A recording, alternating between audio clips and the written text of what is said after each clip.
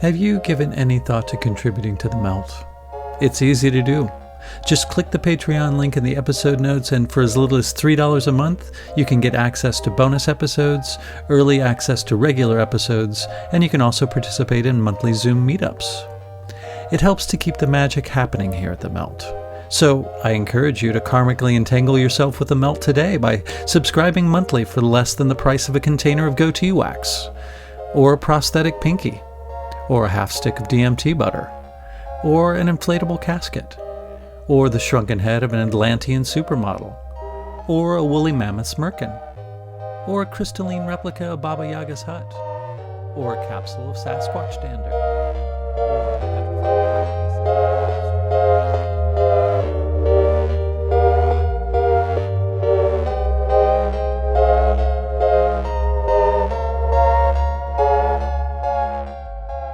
This is Hunter Muse. And this is Chris Snipes, and you are listening to The Melt.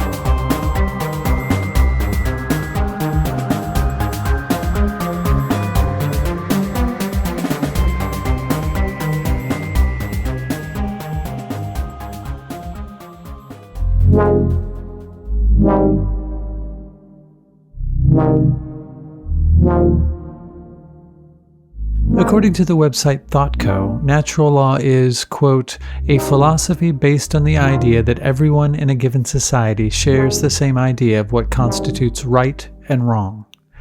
Further, natural law assumes that all people want to live good and innocent lives.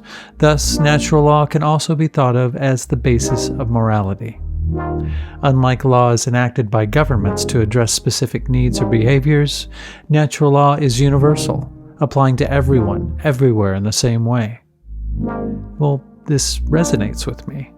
There's always been a substantial part of me that has felt that society and many of the laws that attempt to conduct its behavior seem to treat people as if they were children needing a mother or father figure to tell them what to do, how to do it, and what for.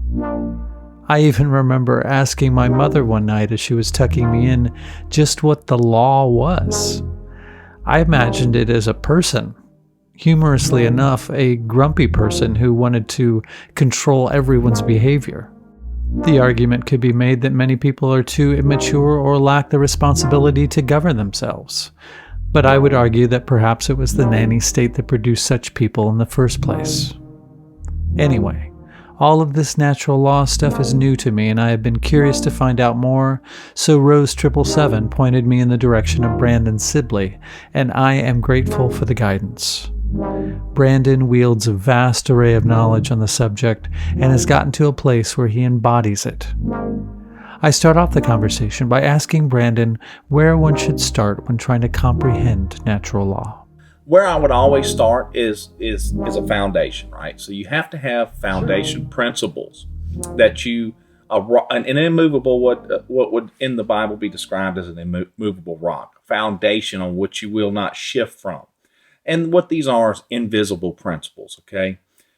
And these invisible principles set about all law, like you were asking earlier about natural law, right? There's no reason to write it because we understand it. It should be common knowledge in our consciousness that it's just like the child who goes and does something bad. They instinctively know that they've done something bad. That's why they try to hide it, okay?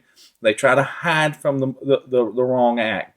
So we talk about fortitude, justice, prudence, and temperance, right? And with mind and speech, man, I think this is the corpus hermeticum, if I remember correctly. But with mind and speech, man alone and only man can use those two tools to ascend towards the immortals. And what that means is to the place of higher consciousness. Okay? So when you start living your life based on these principles that I discuss all the time on my show and on other live streams, if you go back to that rock solid foundation in which you won't move from, then you'll base everything that you go looking for off these principles. And we'll start with something so simple as the Bill of Rights that most people have never read, right? We hold these truths to be self-evident. The self-evidence, if you don't have proper reading comprehension, what we'll talk about is equality, okay? So I am my brother's keeper in a sense, in a permanent sense, but I understand that the truth is self-evident, and that means the life of men is in you just as well as it's in me. So I'm going to treat you with equality. I'm going to give you the same respect that I want, right? We hold these truths to be self-evident, that all men are created equal, endowed with their Creator with certain unalienable rights. So I'll stop it right there, because man creates institutions, therefore man must be above the institutions he creates. So that's why it's written that way, because you have what he who creates controls. It's that simple. So if I go create something like a private membership association, or if I go create a trust or whatever, that's outside the state's perusal, where the state is a creature of statute, so they create corporations. Well, if you're licensed and registered with the state as a corporation, guess who owns it? They created it. It's their creation. So now it's a regulation thing, and this is where people get trapped outside the supreme law of the land. It's so everything starts, right?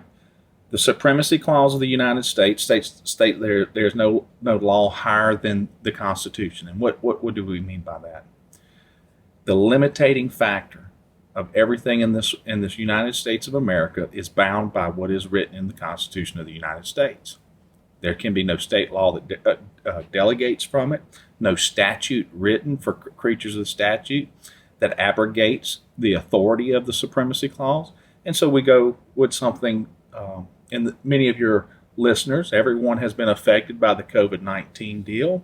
So we'll break this apart in just a few of the amendments written in the Constitution. So most people haven't read it, the annotated amendments. In COVID-19, what we had was a violation. Each and every one of us has had a constant barrage and violation of 5 of those amendments. And I'll start with the first one. So people believe they understand what the First Amendment means. Congress shall make no law respecting an establishment of religion. So one of the big issues we have in our country today is a lack of knowledge about the English language and grammatical structure and how to comprehend what we read. Now, we can get off into another tangent on that about the intentional dumbing us down. Well, that's 100% true. But nonetheless, an establishment of religion identifies what? An establishment of religion. This means a business, or the free exercise thereof. That's why there's a comma there separating the two ideas. The free exercise thereof is a natural law principle, and that's freedom of conscience. And it's written that way in American jurisprudence as freedom of conscience. And that's the ability to think separately from anyone else, any organization, and have a belief that is yours. So it's freedom of conscience, right? The same is exact true if Tommy Tutu across the street believes that he wants to wear a mask and that the paper mache on his face is granting him some type of relief from stresses or whatever. I can't walk up to him and rip it off his face. Why? Because I would be trespassing his property. And then we're going to go into the Fourth Amendment. And the Fourth Amendment is the securement of life, liberty, and property, the exclusive use, enjoyment, and disposal thereof. And so property is identified. We have a huge issue with people understanding what property is. Property in American jurisprudence is also intellectual, copyright properties, but it also includes personal autonomy. That means self-determination. And, one of the things we have in our current culture of unicorns and snowflakes, Chris, is that people want to give away the assumption of risk of life. You can't. Mm-hmm. We'll give away our liberties and freedoms for perceived safety. And this has been talked about since time immemorial. When you do that, you get neither. And you deserve exactly. neither. Ben Franklin said that. That's right. They're gonna take them both away. So the assumption of risk doctrine is a doctrine that's been in this country since its foundation. And that assumption of risk is when I step my foot outside my house, I've assumed the risk of life. Nobody else can accept that for me, right? If I want to walk around and I don't care what's going on, I don't care what virus they claim's going on. I really don't care. I understand from the foundation that I live on that the day that I'm going to die is already preordained, right? And I don't have any fear of death because death is the only tool used by manipulators to scare humans. We're the only ones with enough consciousness to actually fear death and be used. I can't take a gun to my dog, walk outside and say, by the way, if you don't stop pooing on my rug, I'm going to blow your brains out. The dog don't understand that, right? He don't get it. But you do that to a human, and guess what happens? Now because of the fear of death controls their consciousness, they are controlled. This is why it's always by fear. It's always a manipulation by fear because it is the opposite of love, power, and a sound mind. So we'll move from number 4, and I will advise everybody that listens to this podcast, don't believe anything I say. Go verify everything I'm telling you. Read it. And if you don't understand it the first time, read it 6, 7 times. It's taken me 15 years of reading this stuff to get to this point. It really has. It's 15 long years of study. I've got all these books behind me and another 2 shelves over here. It looks like a law library now. And here, and I really don't even common law library. I don't even like reading all this stuff, but it's necessary because I know it's helping people. But if you have that foundation, though, that I'm talking about, this principle core that you won't move from, you'll see justice when it's happening, and you'll see wrong when it's happening, and then you'll stand in the truth and honor and integrity for justice. And that means justice is a huge deal. If anybody has older dictionaries and can do the etymology, you'll see that the watering down of language is another horrible thing also, because we've taken words and their figurative and literal meanings and just watered them down to just, where they have no meaning whatsoever. But either way. Exactly. So we'll go to the next amendment, which is Amendment 5, which is due process of law. Due process of law is the 5th Amendment of the United States, and the first 5 amendments of the United States deal with 7 or 8, deal with national, and that means federal deals. So it's your there's a reason why due process is in there twice. It's in the 5th Amendment and in the 14th Amendment, and there's a separation thereof. Okay, so the 5th Amendment is a due process right that you can't lose life, liberty, or property without due process. So due process is described as a state interest so narrowly tailored that it actually, how do I want to say this? There has to be a state interest so narrowly tailored to actually destroy the evil that it is proposing to stop. Let's stop right there. And by the eminent domain clause of the 5th Amendment, that you must be justly compensated. That's a rule. That's a fact. It's written down. Now, when I or Tommy Tutu at CVS or Dollar General store walks out there and violates and trespasses your property and tells you have to don a medical device without medical license and says you have to do this, he's actually committed a criminal act. Now, he doesn't know that. He's just doing his job. We have insulated ourselves through ignorance and incompetence or wanton disregard, whichever one you want to choose. But nonetheless, we actually have built, through COVID, a Gestapo of sorts, where the people are policing themselves, and nobody's ever forced anybody to do anything. Exactly. Isn't it ingenious? It is totally ingenious because that removes the liability. Our governor here, and our attorney here, Jeff Landry, at the very beginning of COVID, it was weird because I remember when they had the interview, and I felt like I was in a time warp because, let me turn that off. What happened was, sorry about that. I thought I turned it off. Oh, no problem. I don't watch a whole lot of movies, but I had watched the Batman movie with Bane in it. And when Jeff Landry spoke up, and the governor sitting there, we don't have the authority to force y'all to do this. We give it back to you, the people, right? And I was like, what? Did I just hear him say this? And of course, I went and started tearing apart the proclamations of every state, and knowing the checks and balances of government, we had executive branches legislating law. Well, that's a violation of the checks and balances. But when you went and read every single one of the proclamations and mandates and everything else, they never really said anything. Like our states referred to Title 26 of the Louisiana statutes, which the only person subject to that code were military personnel.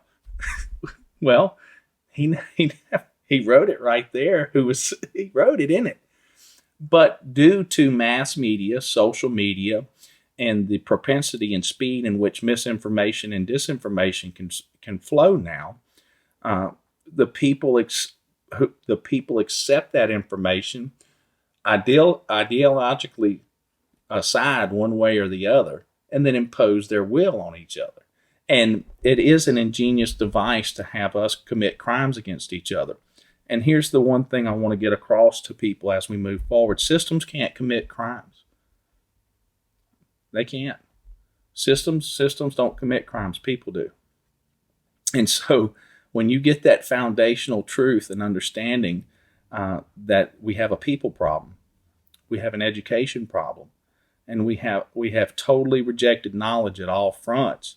Well, when your society is at such an age of decadence, it starts consuming itself. And that's where we're at. Well, we don't know what right is right, left is wrong. We don't know up is up, and we don't know down is down. And so, but to get back on point about the amendments, so you have due process, eminent domain clause, which is your due process, and that's the right to go into a court of law.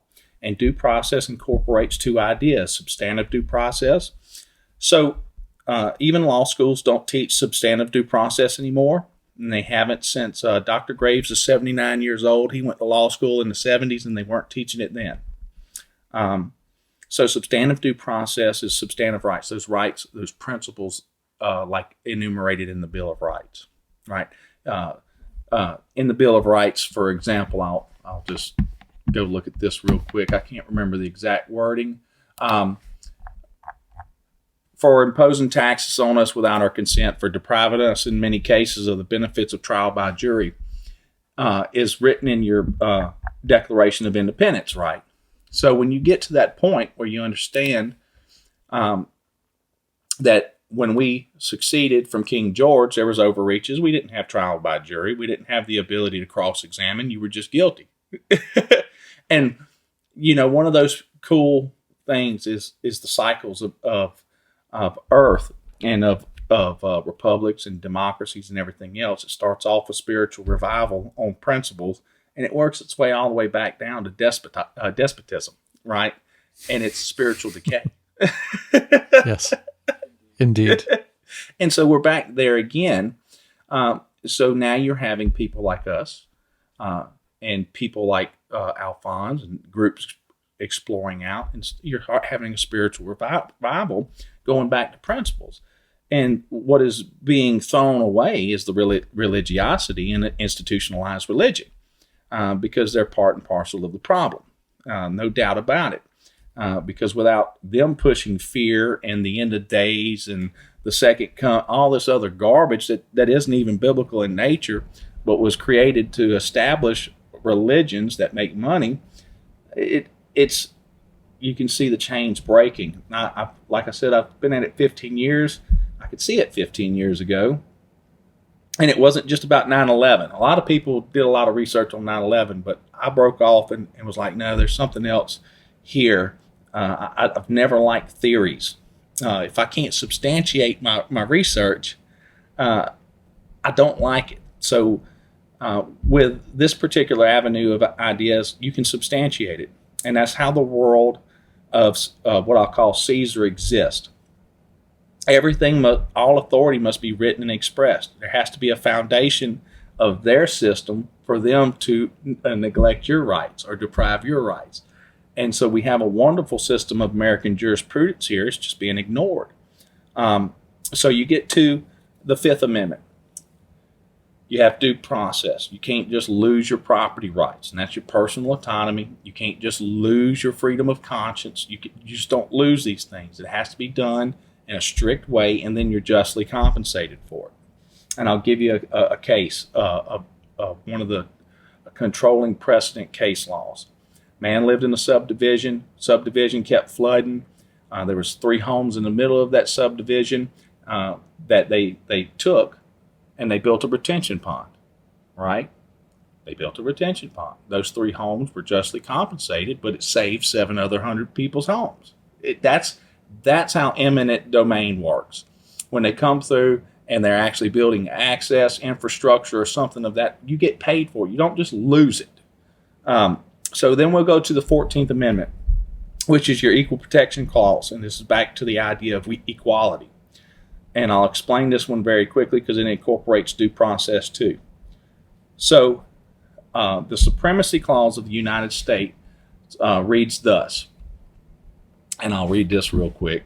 And this is out of American jurisprudence. I wish I could share the screen. But folks, if you've never picked up, gone to a law library, sat down and broke out the constitutional law section of American jurisprudence, I would greatly advise you to do so. They're very expensive books. Somehow Thomas Reuters has bought the copyright of them. Go figure. Just think of that. Go figure, yes. You go figure, okay? But you can go to a local law library, and I did. I went and took pictures. The Constitution of the United States and any amendments thereto, together with laws made in pursuance thereof, and treaties made under the authority of the United States, are expressly declared to be the supreme law of the land in the Constitution itself. The Constitution as the supreme law is without qualification and is absolute. And the powers actually granted constitute the paramount authority of the land.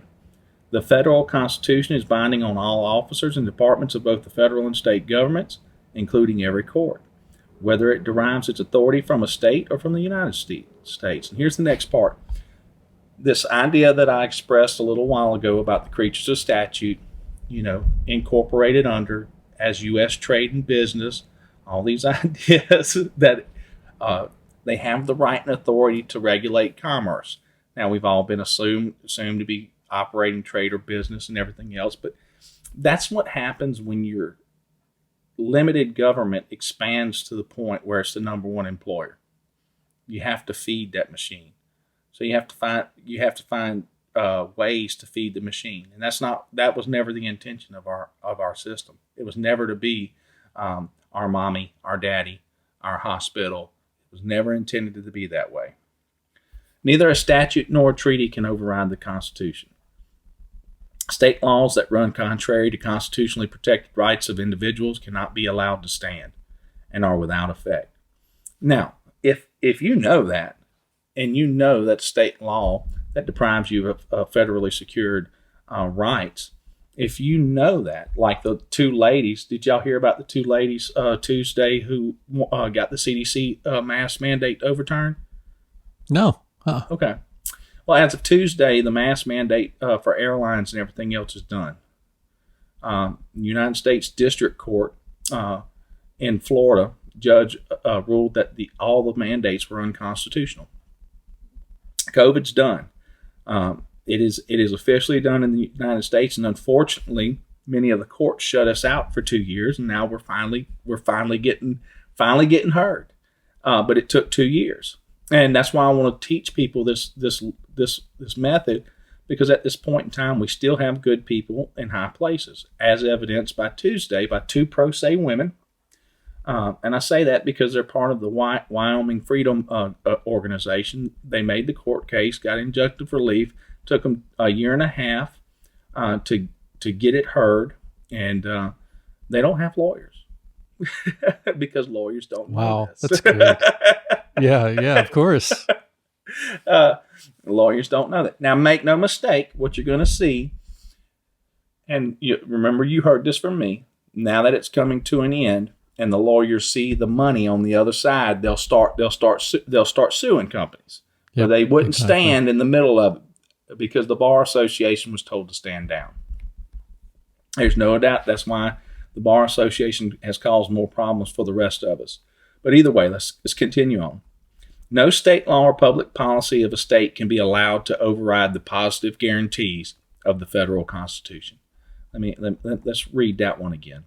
No state law or public policy of a state can be allowed to override the positive guarantees of the federal Constitution.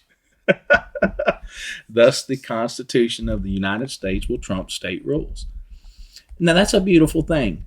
Now, what if all us freedom fighters and truth lovers actually knew that it was written that way? You actually had a supremacy clause, the language to equivocate it properly, and how to write it.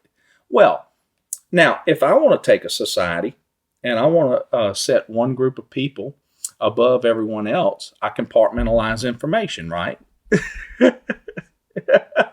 Exactly. And that's exactly what's been done to us. We keep doctors in little boxes, right? We keep lawyers in little boxes, and make no mistake, the greatest insulating tool is ignorance. The lawyers don't know, so how can they possibly fight for truth when they're not even taught in law school? Exactly. Yeah. Yeah. Absolutely. And so we have the 14th Amendment, and the one other one I forgot is the 13th Amendment, which is involuntary servitude is outlawed. Okay. Well, if involuntary servitude is outlawed, then how come I've lost personal autonomy, freedom of conscience, and due process? Again. So these ideas have been with us for a long time, but we'll see today. So I don't send my children to public school. I homeschool them. I had an older child that I did, and I saw the. And look, I love my daughter. She's a nurse now. She's a nurse, finished college and everything else, but she really doesn't know anything. She wasn't taught anything. Yeah, of course. It's the Common Core and everything that I tried to teach. Well, the children go to school and they tell them that the parents are dumb. The parents are idiot. Why would you listen to authority, right? And it snapped me out of reality. So if not me, who? If not now, when? I'll take control of my 2 boys and teach them a different way. I'll teach them. We learn Latin together. We do all these things to build a foundation of strong intellectual ability. Now, whether what they do with it or not, that's their choice as they grow older, but they've got the opportunity. If you never turn the light on intellectually, though, or challenge them intellectually, the light never comes on. And then you can't even think through these ideas. And so we have the breaking of each and every one of you in this United States who went through emotional trauma, right? Psychological trauma, right? All had real criminal things done to you. That's it. And so there's only one way to make corporations and people recognize anything, and that's consequences. and unfortunately, that's just the truth. There must be repercussions and consequences for our actions. So the man on his principles, built on that rock foundation, and understands that I can't go rip the guy's mask off, even though I think he's kind of ignorant, because he didn't even read the package insert, which stated unequivocally that it protected no one. I still can't. He's got the freedom of conscience, the freedom to do with his property as he wants. So I can't do that. Now, the equal and opposite is true too. He can't trespass my property. But when they do, and they do it under the guise of policy and things of that nature, now you have what's called a cause of action. And a cause of action has essential elements. And so each element must be pled correctly inside. And while we're there, I'll stop too. Do y'all want to ask any questions before we move forward? It's been me talking. You covered so much. Well, I mean, just to make it easy as far as the law aspect is concerned, most of the dealings that we have with the judicial system and law itself is really contractual, right? Well, sometimes so. Sometimes so, because contracts are private agreements, okay? And private agreements can't be jumped in. Congress shall pass no law restricting the obligations of contracts. And why is that? Because mine and your contract that we agreed to is completely private until there's what? A breach of contract. So you have different levels of courts in the United States. And you have what are called actual courts. Actual courts, that would be your federal district court, your state superior court, and things of that nature. And then you have what are called administrative courts. So an administrative court is not judiciary. It is not judiciary at all. People go to these kangaroo courts and go in there trying to do a judicial process and stand up for their substantive rights, and they're not going to hear them. Well, one, you have a judge impersonating a judge. He's not really a judge. He's an administrative officer. And these are in tax courts and in what's called municipal courts. A municipality is the lowest form of government made. And that's equivocated. I went over it last night in the show with Alphonse, what a municipality is. It is the actual lowest form of government. It's it. That's all it is. So when you get a traffic citation or things of that nature, and you walk into that kangaroo court and you try a judicial process and you get railroaded, you go, oh my God, all the courts are bad. It's because that's human nature. The human nature is of thinking the absolute. But yet, just like the two women pro se people in Florida, they did it right because they followed the rules of procedure. They followed the Constitution, and they went to the correct venue, right? So if it's never taught to you, if you never know how to invoke a liberty, if you don't know what a right is, there's no possible way you can express it. It's impossible. Absolutely. You cannot do it.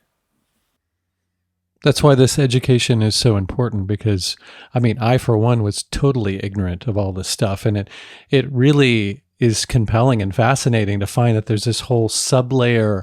The very foundations of law look totally different than what we see on some stupid law show or something like that, or what we see play out in the courts in the public. It's amazing. It's really, really. But also, as far as the world of contracts are concerned, there's different kinds of contracts. There's express and implied, right? And implied is where they get you a lot, especially in this mask mandate bullshit, right? Well, yeah. Well, the implied contract has no standing anyway. So for a contract to exist and for a duty and an obligation to exist, there must be a meeting of the minds. Okay? Without a meeting of the minds or some form of consideration, which consideration doesn't have to be monetary value, it just has to be some type of value whatsoever to bind the contract together. There must be somebody that incurs some type of injury or damage, okay? And then an agreement. So an implied contracts, they just don't work. Now, many, when challenged, okay, let's enter that caveat. So, when you walk into a private grocery store, okay, let's bring that up, okay, and they'll go, "This is private property." No, it's not. It's open to the public, okay. And I'll give you a little caveat here that we can thank someone very, Miss Rosa Parks, for this law. And this law is under Title II of the 1964 Act, that you're immunized from state or federal criminal charges when you stay in a place of public accommodation without violence. You just sit there. You say, I got every right to be here. Well, guess who you have to thank? Rosa Parks.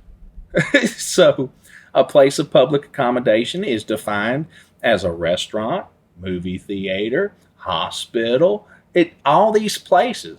If Johnny Tutu from the public can walk in there, and so can somebody else.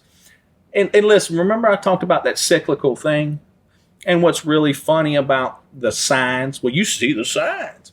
This went down 50 years ago, just in a different way. White only pie, okay. It's cyclical. It's cyclical. And because of our ignorance, we don't understand there's already case law and precedent for the same thing.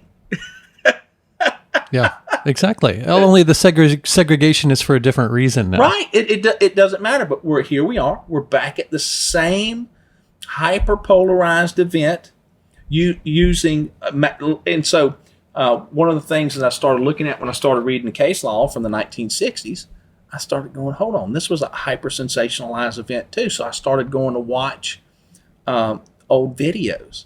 All the governors in different states were doing the same thing that they were doing this time, doing these big showboating and grandstanding events that hyper-sensationalized the people. And the people went out. It wasn't that bad. It really wasn't a big thing, but then it became a big thing because the media expressed the idea all across the nation. And just like they did with COVID, right? Without the media, Absolutely. would COVID ever existed? No. Yeah, exactly. Do the Amish know about? I mean, no, they don't. Unless they went into town, would they know that COVID was happening? Well, absolutely not. Well, one of the best interviews I saw. I don't watch TV anymore, and people send me so much stuff. But I did watch this one thing some lady sent me about an Amish interview, and I want to say it was Pennsylvania, somewhere in that area. And the news reporter asked the Amish man. She goes, why hasn't COVID hit your community at all? There's 0% COVID numbers in the Amish community. And he looks up at her with a beer. We don't have a TV. That's perfect. That is perfect. And what was the real virus, though? And that's something, a psychological idea that you can go back and say, they actually told us we were the virus, right? Segregate yourselves. And do things of that nature, which goes against the entire human nature, which is to be social people. Yes. Right. And that's why I say even those who aren't aware, like the man that might want to wear his mask and get his 10 vaccines and everything else, scared to death that he's going to live, I still know that I'm fighting for his rights even when he's unaware of them, because he's been so psychologically traumatized that he's going to get these 15 boosters thinking it's helping him. And that's called psychological trauma and negligent infliction of emotional stress. And these are real causes of action. As a matter of fact, they're in my pleading. It altered my life, and it altered my life in a way that's turned out to be good, because you can take every bad thing that happens to you and turn it towards the good, but you have to focus the energy towards solutions and not the problem. And that's when you become a doer, right? And that goes back to the foundation principles. So we can talk about the problem all day long, but then you're just focused on the problem and you're not part of the solution. But when you start talking about solutions, then you move your mountain, your inner mountain, your spiritual mountain, from one of destructive thought to construction. And so now you're creating, and instead of destroying. And it doesn't matter in this world of duality, you're either one or the other. You really are. And you're going to have to choose this day whom you will serve. Will you serve the adverse, which is the darkness, or God, which is light? And when I speak on those terms, I'm speaking from a philosophical idea. I'm speaking from the principles. You can't not deny these truths. They're there. And now the allegorical representations in spiritual books Some people just don't get them. And again, that's because of reading comprehension and the inability. What's funny, people will take spiritual text and read them by the letter. They'll take law, which requires you to read it by the letter, and insert philosophical tenets. Exactly. It's interesting you point that out. So how did you, Brandon, how did you start on this path? I walked outside 15, maybe even 16 years. How old am I now? 42. So I was 26. Yeah, I was 26, 27 years old. I lived a rough life. I never went to church or anything like that. I was a bad boy. But then I turned it back around, and I was living through mammon, and I was strapped with debt like every American. And I walked outside one day, and I was agnostic at best, atheist, somewhere in between there, And I walked outside and I said, man, there's just something wrong with this world. I can't pinpoint it. But I looked up and I just said to myself, I said, man, if you'll show me the truth, I'll follow it. And I had no idea who I was talking to or what I was talking to or what I meant by what I said. I just asked, I want to know the truth. Oh, goodness gracious, was that a ride? It started. And so I started digging into things, right? And everybody goes through this natural progression of the awakening process, right? It's step by step. You go through your crazy step. You keep progressing until you come to a sound mind. And once you get to the sound mind stage, and I've been here probably 7 years now, maybe 8, it's solution based. It's not problem based anymore. It's looking for, and so one of the things when you're on solutions, you're going to find it, and what I mean by that, there's no way any system of men can write on paper to criminalize good, moral, and ethical behavior. They can't do it. You just can't do it. They can try all they want. They can make us look like bad people, color us like bad people because we're actually standing for freedoms and liberties. But at the end of the day, just like there's a plethora of people in my Telegram group who have been arrested for no mask wearing. 4 of those 7 people have had, I think it's 4, maybe 5, have had their cases thrown out because of what we're teaching. And now they have a surefire lawsuit. And why is that? Because the moment they arrested them, they deprived them of their rights due to color of law. This is Title 42, 1983. All these ideas, they violated their personal autonomy without lawful authority. There's no state, there's absolutely no law written anywhere that indicates that you had to wear a mask. Not one state. Not one state. They can't write it. That's why they use the CDC, which it's not even a government organization. Exactly. It's a for-profit organization. That's right. That's right. It is a for-profit organization. It is just an advisory place. That's it. It's advice. Yeah. That should.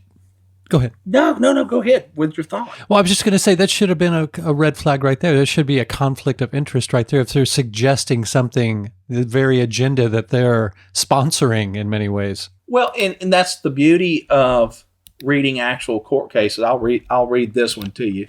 I want to read this one to you. So on February 19th, I told people that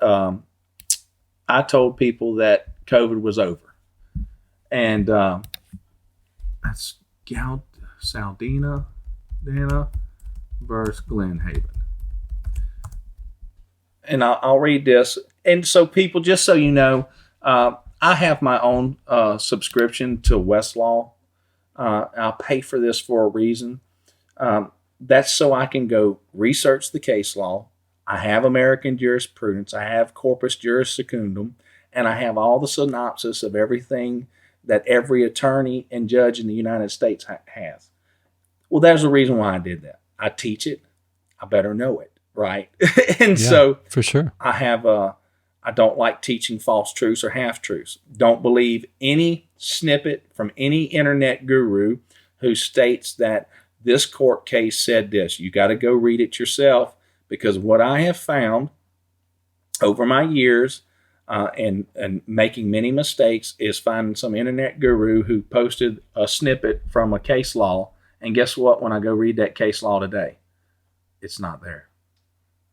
It's a falsification to back up whatever their delusion is. It's a plethora of them. But anyway, I want to read this, Saldina versus Glen Haven. And so this was adjudicated by the 9th District Court of the United States Courts of Appeals. And what the Glen Haven nursing home was trying to do was hide behind the federal officer statute using the CDC's guidelines. Okay? Trying to use the CMS guideline. They were trying to hide behind the federal officer statute and not get sued.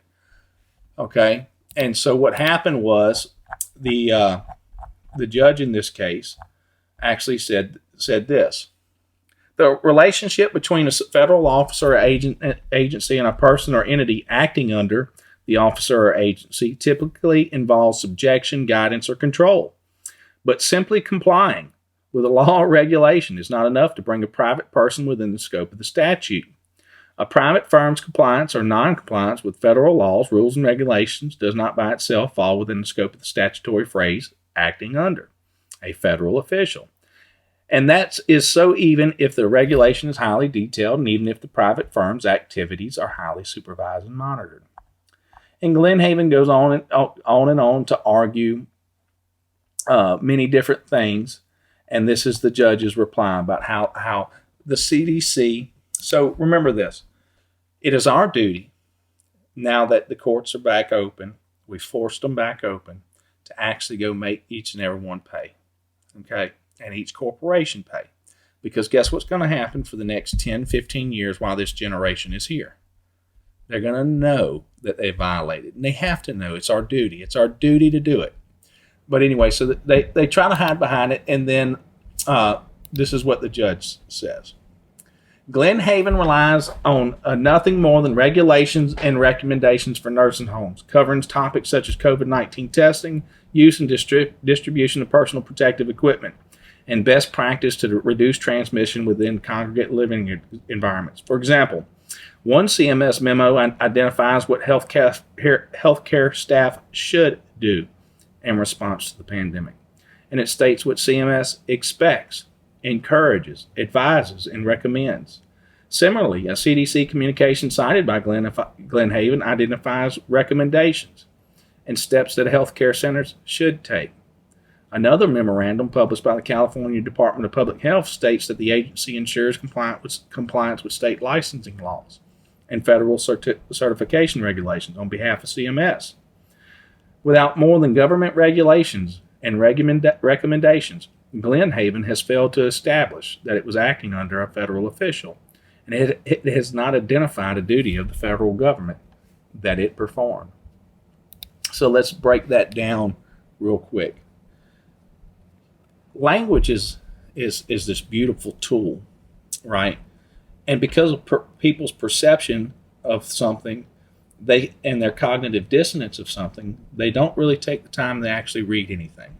They'll see the snippets on TV, but if you go back and read every single one of the CDC documents, if you go back and read every single one of the CMS documents, or if you ever went back and read your state governor's proclamation, you would find out that they all said nothing. None of them. It was just mere suggestions, recommendations, and everything else. And so they set out on February 20, whatever it was, February 19th. I pulled it down now. I knew from that point on it was over. And of course, we had Tuesday, the court case in the district court in Florida, where they told the CDC that all of their mandates were unconstitutional. So the airlines are now free too. And so everybody who went to an airline and was subjected to tyrannical enforcement now has a lawsuit if they so choose. But it's going to take about 1% of us doing what I'm doing to make an effective a change.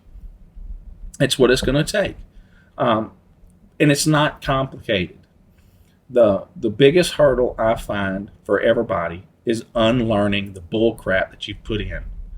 That is the hardest hurdle, because we all went through the stage where all government is bad, all people in high positions are bad. It's all a big conspiracy. It's really not that a conspiracy. There's good people in good places. There's good people in high places. There's bad people in high places. That's reality. You're going to have that. The truth is, what you're going to find as you start dealing with these people directly, like when I do my records request, or I walk up to the city hall, or I go to the courthouse, what you're going to find in your day-to-day interactions with these people is that they are incompetent, they are ignorant, and they just don't know. Yeah. It's interesting because you say 1%, Brandon, and that's only 33,000 Americans. That's right. That's all it's going to take. You figure right now, in our groups, there's probably 60, 70,000 in our total in our groups. And there's out of that 60 to 70,000 that I'm aware of that are pushing actual cases. And yet the change is still happening, right? So in my experience, when light steps into darkness can't overcome that light. And it'll be your experience too, right? All the idiots in the world can't make me move. They can't. They can do all their jabberjawing and everything else, but I'm not moving. I've got my rock. I've got my foundation, and I'm going to stand. So virtue and vice aren't arbitrary things. And again, good moral, ethical behavior and natural law precedents, which is what this system's built on. It really is. I sent you the fundamental principles document. It's written all over American jurisprudence. It's written in your Declaration of Independence, these what we call substantive rights. These rights that are invisible, they're invisible, but they're rights nonetheless. Your right to own property, your right to work, all these ideas. And so later they come in and they start writing about it. And that's where your codes and statutory law comes in. But nonetheless, 1% of us, and if you get up to 5 or 6%, what's going to happen is a snowball effect. And it will. It's taken this long just to get 1%. But that 1% is now going to affect, it's the 100th monkey effect. I think that's what they call it, right? Yeah. Yes. So there's enough people getting interested, seeing so now at the beginning of COVID, when COVID first started, and they told me that the borders were locked down. I live in Louisiana, by the way. And, everybody that I actually associated with then went to screaming, it's the end of the world. It's here. It's finally here. I said, no way. I took a 12-state tour. Video recorded me going across every state border. And when I was asked I did get to Texas-Louisiana border, and they made everybody get off on the rest area. And that military kid come walking up to me, 18 years old, asking me questions. I said, who gave you the right to ask me any personal questions? Sarge. Sarge walked up. I said, who gave you the right to ask me any questions? Right? Has there been a crime committed? Y'all got an arrest warrant? Y'all got an affidavit of probable cause? Do y'all have any of these things to arrest my freedom? Oh, sir, no. This is a voluntary form. Go ahead. Okay? But if you saw it on TV, it looked like the borders were war zones. Yeah, exactly. And the intent there is to test compliance. Right. It is. That's what it is. It is exactly that. So, and one of our biggest issues, when I say biggest issues, but it's just an issue, is the real-time data manipulation, right? So they know how far they can push it. And when I say they, it's going to be a select few that operate news media. It's going to be a very select few. But at the same time, all your little puppets and politicians everywhere are just doing the whim of a very few. But we're so doggone cowardly today. That's like the U.S. Marshals Tuesday stopped me from entering stopped us from entering in the federal district court there in Baton Rouge for a vaccine passport. And I identified while I was there. I said, "Hold up, guys!" And later the day that I read that court case, I had to get all their names, call the United States Marshal, file a complaint, and now I'm going to file a lawsuit against them.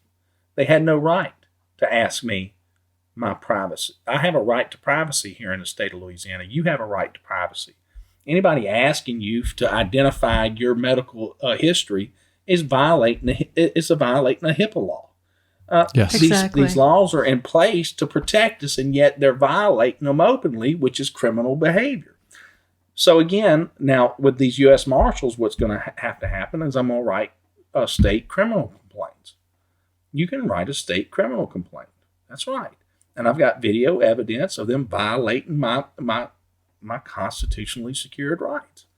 Well, This is why they called it a state of emergency, because they said that supersedes HIPAA violation, and it also supersedes the Americans with Disabilities Act.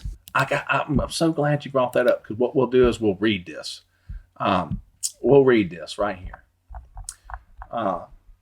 Effective emergency. This is out of I read to you the supremacy of the United States Constitution and amendments thereto. Effective emergency.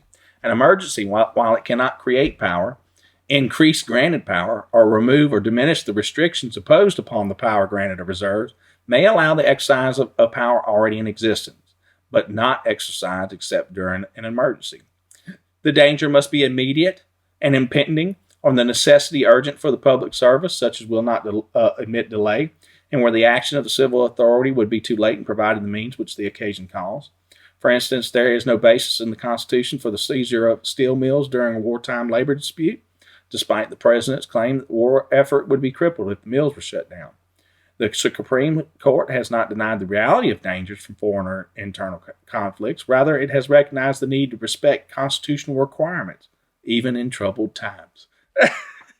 So, Damn. They can say one thing, but it's written totally different.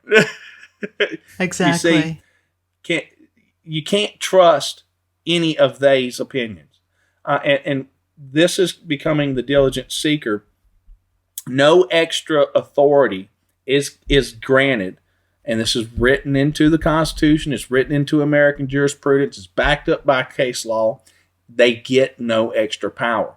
The only way, they must strictly tailor that state interest in such a way that it actually destroys the evil in which it proposes to save you from. Okay? It has to destroy it. It has to actually eliminate the evil. It can't bring more evil to fight evil. You get what I'm saying? That's not how it's written. They must actually destroy it.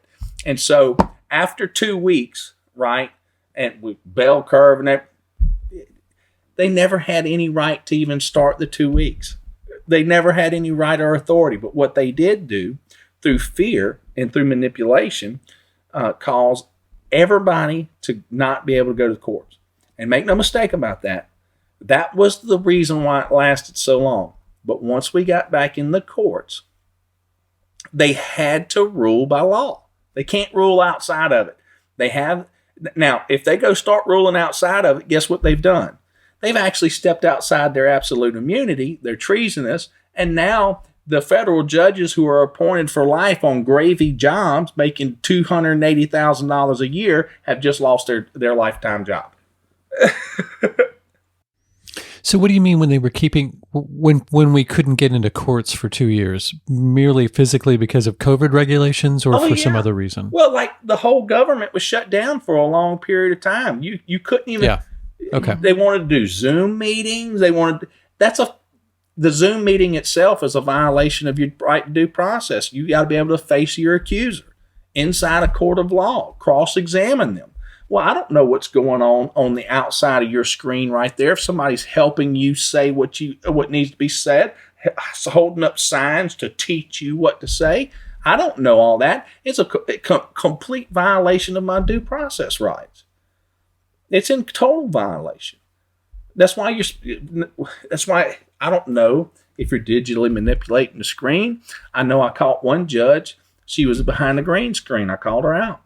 I said, "You're behind the green screen. You're not even in the courtroom." It flickered just a little bit. She moved past the flag, and the flag flickered. So I object. Your Honor, you're not even in a courtroom. Are you sitting in your house? Oh, my God. I'm just saying. So you start calling them out on all this stuff. And what happens and this was at the very beginning of COVID. That's why it took so long. It's taken me 2 years to dial in correctly. I filed the first suit October of 2020. Yeah, it's 2022. I filed the first suit in October of 2020. Went in there and did the Zoom meetings, did all that stuff, and wasn't ready to actually push a case all the way through. I called out, I objected to everything within there, and then I had to stop what I was doing, go back to researching, get better, fine tune my skills, right, and then go back. And at that point in time, what they kept doing, and I mean because they were just following the guidelines, right? They were just operating outside their authority through administrative policy. And when they do that, and you start filing criminal complaints, judicial complaints, and bar grievances, what happens is all of a sudden they start going, okay, the monkeys figured it out. Yeah, exactly. Exactly. He saw through the bluff. Now, when you start making people pay, you make judges pay, you raise the insurance rates up, you make law firms pay, you start making people pay, and then all of a sudden, the rule of law is back. So it's very important as we move forward that people understand this, that the effective emergency never created any more power on these people. It never did. It couldn't. That would mean it would supersede the supremacy clause of the United States Constitution, which is the supreme law of the land. So that means you have a right to life, liberty, and property, freedom of conscience, due process of law. I meant to explain this earlier too. The 14th Amendment is your equal protection clause while I'm thinking about it. And that means you, Chris, and you, Hunter, wherever you live, you get up and you decide to go on vacation. You decide to go travel the 48 states. Well, guess what? While you're traveling those 48 states and you go into Mississippi, you've got the equal protection of the federal Constitution. You get the same rights that you had in New Jersey that you have in Mississippi. It is the equal protection clause. So there's never, anywhere you go, it doesn't matter. No state can create some statutory code that restricts your freedoms because it's null and void. And so that's the importance of understanding due process. And that seems as good a place as any to end the first free hour. If you would like to hear the second hour, along with Hunter and I's commentary, you can go to patreon.com/themeltpodcast, where for as little as $3 a month, you can get access to full episodes, exclusive episodes, and early episodes, along with earning merch for having subscribed for 3 months, and the merch depends on what level you're subscribing to. So there's all that. And if you want merch without the Patreon trappings, just go to the link in the episode notes.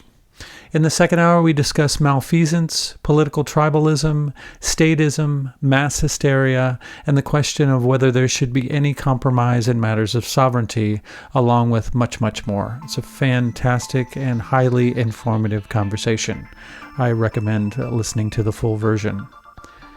I thank you all so much for listening. It's very, very much appreciated. And until next time, take care, folks.